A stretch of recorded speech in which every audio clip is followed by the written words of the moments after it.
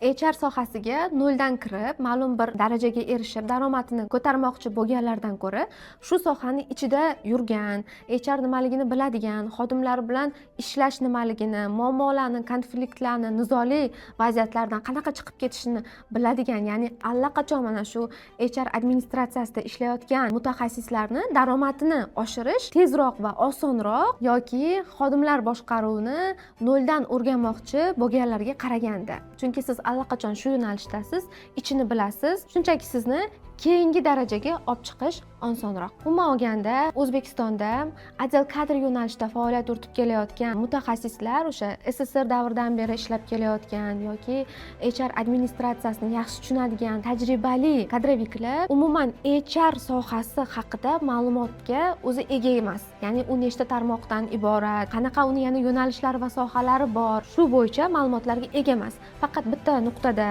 qotib qolgan va HR degani odel kadr degan atama bilan teng ko'rishadi.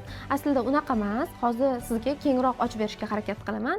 HR sohasi o'zi nima ekanligini. HR bu zamonaviy kasb, ya'ni Human Resources atamasidan olingan bo'lib, bu odel kadr degan atama bilan teng emas. Shunchaki bizda avvallari ehtiyoj bo'lmagani uchun, o'sha kichik biznes egalari, tadbirkorlar unaqa ko'p bo'lmagani uchun, ehtiyoj past bo'lgani uchun faqatgina bevosita rahbardan kelgan buyruqlarni bajarib turadigan, hujjatlarni o'sha T2 deymiz, buyruqlar chiqarish, priyom, uvolneniyalarni amalga oshirish bo'yicha bitta mutaxassis, ya'ni o'sha HR kadroviklarning o'zi kifoya bo'lgan. Va hozir zamonaviy kasb deganda ko'p kadroviklar mana shu HR kasbini bir xil deb tushunadi. Aslida dunyo bo'yicha HR yo'nalishlarini, HR tarmog'i 40 dan ortiq sohani o'z ichiga oladi. Bular qaysilar? Birinchi o'rinda o'sha HR administratsiyasi deymiz, o'sha hujjatlar bilan ishlovchi, qog'ozlar bilan ishlovchi yo'nalish. Ikkinchisi rekruting, albatta, xodimlarni ishga olish va moslashtirish. Xuddi o'shanaqa sohalar O'zbekistonda 15 dan oshiq turi, tarmog'i rivojlangan. Dunyo bo'yicha esa 40 dan oshiq yo'nalishi rivojlangan. Hozirgi kunga kelib HR administratsiyasi faqatgina HR yo'nalishining bittagina tarmog'iga aylangan xolos. Uchinchisi onboarding, korporativ madaniyat, HR well-being, HR analitikasi, HR avtomatlashtirish, marketing HR, training and development, ya'ni biz buni TND yoki LND yo'nalishi deymiz. Va shu kabi 15 dan oshiq yo'nalishlari hozir har bitta kompaniyada HR departamentda faoliyat yuritib kelmoqda. Ana endi kadroviklar qanaqa qilib daromadini X2 darajaga oshirish mumkin? O'zi umuman hamma sohada qanaqa qilib mutaxassislar keyingi pog'onaga ko'tarilishi mumkin degan savolga javob faqatgina bitta. Siz o'zingiz qilib turgan ishni A tochkadan B tochkaga yetkazib qo'ydingiz. Ya'ni har doim bitta siklda o'sha ishingizni doimiy ravishda amalga oshirib boryapsiz. Keyingi darajaga chiqish uchun sizni o'zingizning sohangizga taalluqli bo'lgan yoki sohangizga yaqinroq yo'nalishda bo'lgan tarmoqlarni o'zingizga jalb qilish bilan bog'liq bo'ladi. Bu qanaqa? Siz HR administratsiyasida ishlab turibsizmi? Siz o'sha narsani avtomatlashtirib bitta ritmga joylashtirib, bitta relsga tushirib oldingiz. Keyingi darajaga chiqishingiz esa HR tarmog'idan qaysilaridir o'zingizga olishingiz bo'ladi. Misol uchun, ana endi siz rekrutingni olishingiz mumkin. Ana endi siz HR brendingni yo'lga qo'yishingiz mumkin. Ya'ni shu hozirgi qilayotgan ishingiz bilan hamohang yo'nalishda ham HR bo'yicha administratsiyani, ya'ni hujjatlarni yuritib olasiz va parallelni ana endi siz HR marketingni olishingiz mumkin yoki rekrutingni yoki onboardingni o'zingizga qo'shimcha mas'uliyat, ya'ni javobgarlik tarzda olishingiz mumkin. Undan keyin siz ish beruvchi bilan kelishingiz ham oson bo'ladi va daromadingiz oshishiga ham bu bevosita va karyerangiz o'sishiga ham bu bevosita samara beradi. Chunki hozirgi kunda juda ham ko'p HR yo'nalishida ishlaydigan kadroviklarni, o'sha odel kadrlar, inspektor po kadram, umumiy biz inglizcha nomlaymiz, HR administratsiyasida ishlaydigan mutaxassislarni kuzatganimda, ular 15 yildan beri 20 yildan beri mana shu sohani pro darajasiga kelgan, ya'ni KDPni zo'r biladi, qonunlashtirishi, umuman hujjatlashtirish ishlarida pro darajasiga kelgan, lekin bitta tochkada, ya'ni bitta korxonada kerak bo'lsa, nechadir yillar davomida ishlayapti va o'zidan 10 yosh yoki 15 yosh kichkina bo'lgan HR mutaxassisi ishxonaga kelyapti va unga nisbatan 2 barobar 3 barobar ko'proq oylik maoshga kelyapti va bu ko'p kadroviklarga обидно bo'ladi. Bitta joyda bitta ishni davomiy qilyapti, lekin nimagadir unda o'sish bo'lmayotgan. Karyera o'sishiga qaytamiz. Karyera o'sishining eng asosiy nuqtalaridan bittasi o'sha o'zingizga taalluqli bo'lmagan mas'uliyatni olishingiz va o'shanda natija ko'rsatishingiz. Aytaylik, siz HR rekruting sohasini oldingiz. Siz parallelni kadrovik ishini qilib kelyapsiz va sizni ishlayotgan korxonangizda xodim yollash kerak.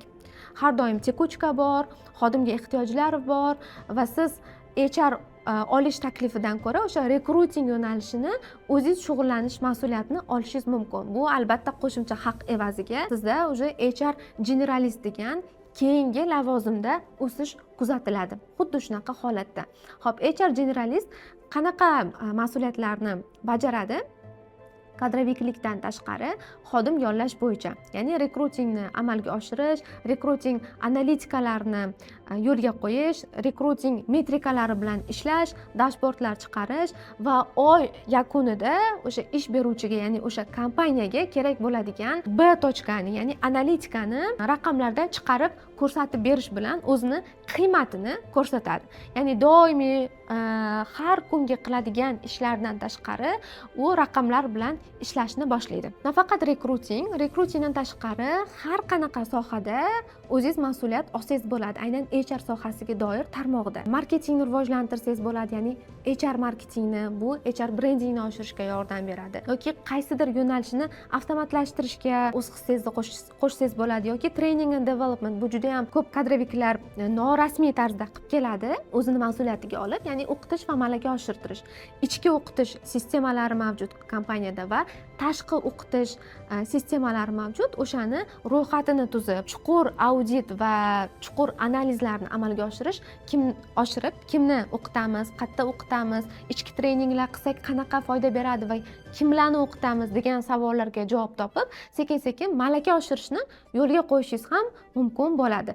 Faqat bitta tochkasi bor. Har bitta yo'nalishni siz o'zingizga olgan mas'uliyatni natijasini raqamlarda chiqarib berishingiz kerak. Ko'pchilik maoshga kelganda ham, oylik maoshlarga kelganda ham xuddi shunaqa yo'l tutishadi. O'zimning tajribamda shunaqa real bo'lgan. Ikkinchisi aytsam, mendan ish haqqini, ya'ni oylik maoshini ko'tarish uchun kelishuvga kelayotgan xodimlarning aksariyati nimada argument beradi? Asosiy argumentlardan bittasi bu krediti borligi. Meni kreditim bor, hozir oyligim yetmayapti yoki men 2 farzandli edim, hozir 3 farzandli bo'ldim va bu menga yana ko'proq daromad oshirish uchun kerak. Oyligimni, maoshimni oshirib berishinglar yoki bo'lmasa yana nimadir oddiy va elementarniy sabablarni ish beruvchiga, nafaqat menga, balki ish beruvchigacha borib o'zidan jertvani yoqib o'sha ish haqini talab qilish. Bu umuman ishlamaydigan va neprofessional, o'sha professionalizmdan chetda bo'lgan holat. Bunaqa holatda agar siz o'zingiz ham ish beruvchi bo'lganingizda va sizni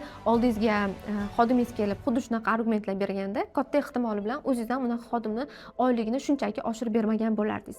Ish beruvchi, ya'ni biznes egasi, tadbirkor yoki direktor qaysi holatda sizni oyligingizni oshirib beradi? Birinchi navbatda siz raqamlarda qiymat ko'rsata olsangiz va raqamlarda argument bera olsangiz. Misol uchun, men hozir faqat mana shu sizdan kelayotgan to'g'ridan-to'g'ri buyruqlarni bajarib, ya'ni yangi kelayotgan xodimlarni rasmiylashtirish, ishdan bo'shatish, ularni tabellarni yuritish bilan shug'ullanib kelayotdim. Ya'ni doimiy qiladigan ishlarim mana shu funksiyalardan iborat. Mana endi keyingi oydan men xodim yollash bo'yicha shug'ullanmoqchiman. Bu orqali biz kompaniyaga mana buncha summa tejab qolamiz, biznesga foyda beramiz va mana bu menga ham foyda bo'ladi. Parallelni bu kompaniyaga ham foyda beradi. O'sha nuqtai nazardan siz qiymatlarni to'g'ri ochib bera olsangiz, ish beruvchiga hech qachon biznes egasi yo'q degan e'tirozini bermaydi.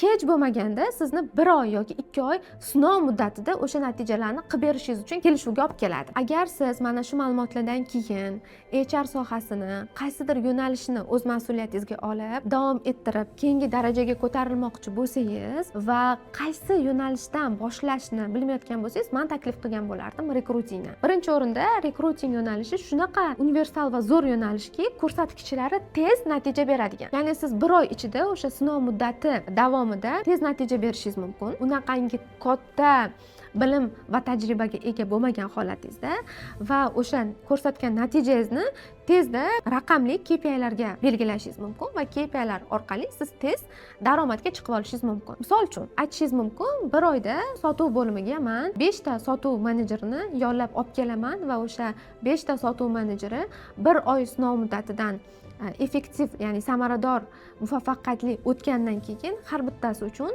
300 mingdan, endi misol tariqasida aytaman, yoki 500 ming so'mdan bonuslarga ega bo'laman. Siz xodim yollash texnikalarini bir oyning ichida bemalol o'zlashtirib ola olasiz va olib kelgan xodimingizdan bir oyning ichida KPI orqali tezda daromadga chiqishingiz oson bo'ladi. Rekruting yo'nalishini noldan boshlash uchun, o'rganish uchun men Telegram kanalimda rekruting bosqichidagi rekruterni qiladigan ishlarini, algoritmini checklist tarzida tuzib qo'yganman. Buni bemalol o'sha ssilka orqali olib checklistdan foydalanishingiz va o'zi rekruter nima ishlarni qiladi va uni qanaqa o'lchash mumkin, algoritmni ko'rib chiqishingiz mumkin. Agar sizga ham HR ga doir ma'lumotlar, qo'llanmalar, tekin darsliklar va hokazolar kerak bo'ladigan bo'lsa, sahifamga obuna bo'ling, savollaringizni izohlar qismida yozib qoldiring va tanishlaringizga ham bu videoni share qilishingiz, ya'ni jo'natishingiz mumkin. HR sohasiga qiziqadigan va daromadini o'stirmoqchi bo'lganlar uchun hissa qo'shgan bo'lasiz.